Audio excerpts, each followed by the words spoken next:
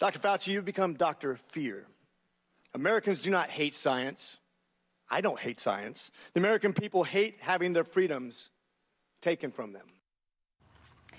That was our next guest, a doctor who treated COVID-19 patients throughout the pandemic. Let's welcome in Georgia Congressman Dr. Rich McCormick. Good morning to you again, Congressman. Well done yesterday. What was it like in that room? I can see things got a little heated at times.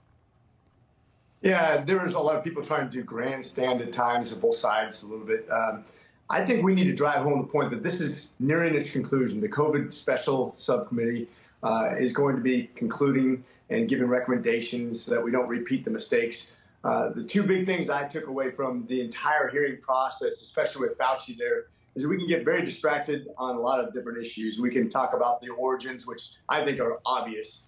There's been no animal reservoir. The Wuhan lab was trying to do gain of function, found it, spread it, pretty obvious where it came from and the cover-up the Chinese government did. We cannot trust the Chinese government. We cannot trust the World Health Organization. We shouldn't submit to them in any way, shape, or form. And most of all, as Americans, that we should never submit to a government that's overreaching, no matter what their excuse is. And it doesn't matter whether it's the $6 trillion they spent, which had very little impact, the fact that they closed down people's businesses and shut down their ability to make a living, or they restricted our ability to travel, or restricted our children from getting educated. The government way overstepped their bounds, and we need to protect the American citizens against that in the future. Yeah, it was uncomfortable to watch at times because the Democrats were there calling Dr. Fauci a national treasure and a hero. And every time a Republican would speak, he would look over to the Democrats. Mm-hmm. He wasn't making great eye contact with you. He would look over to the Democrats, almost like, the look on his face was almost like, can you believe this? They're putting me through this. I, the infallible Dr. Tony Fauci. It was just an insult because I think a lot of the Republicans in there, instead of questioning Dr. Fauci, because he's going to lie, that's what he's done for the last several years, is lie about his record. It's not about grandstanding. I thought you did a brilliant job of saying to Dr. Anthony Fauci what I would like to say to him if I were in a room with him for a few minutes. I also thought when you asked him if he ever treated a COVID-19 patient, Congressman, Doctor, I've never heard him answer that question. And I didn't realize that Dr. Fauci, he tried to lie about that too, by the way, but you said, I was in the room treating patients in 2020. Have you ever, Tony Fauci, treated a COVID patient? And he never has. Did that surprise you?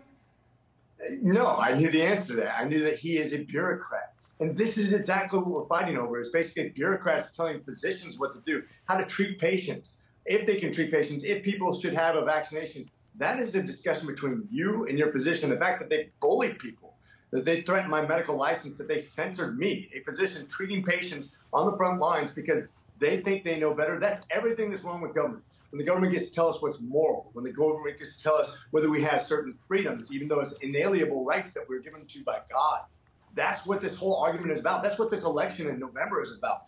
Does the government have the right to bully us or to determine what medicine is going to be into the future? Right. Does it have the right to step in between you and your doctor, or you and your children, or you and your business? That is the argument at hand, and that's what we have to settle not only in this committee, but as Americans at the polls this November. Yeah. I also thought it was interesting, the 6 feet apart thing. And I think that you're a physician, you know this better than I do. But I think that it's a coping mechanism.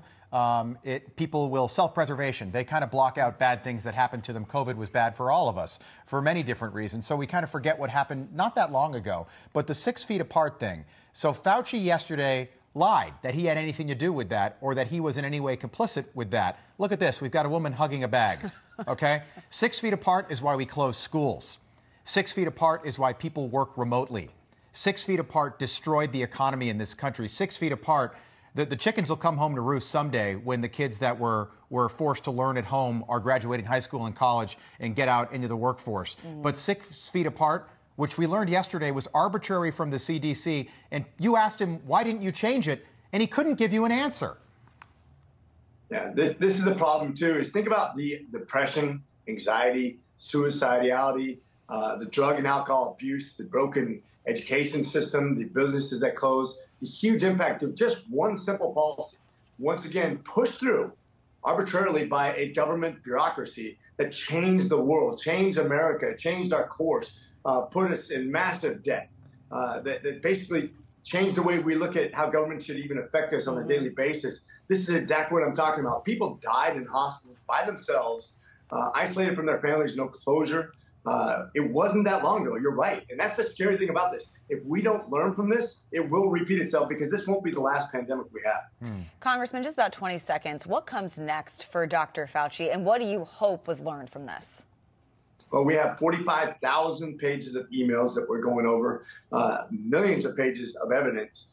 Basically, not just Dr. Fauci, but Dr. Tabak, Lorenz, all those guys that were involved with this, making sure that the CDC can't make recommendations that we have to take because they're just the doctors. A lot of them don't even treat people. But we need to make sure we hold people accountable. Dr. Fauci being at the top of that list, the highest paid, most influential person during this pandemic, that we make sure we hold him accountable. Yeah, Dr. Fauci made it impossible for people to go to funerals when somebody died.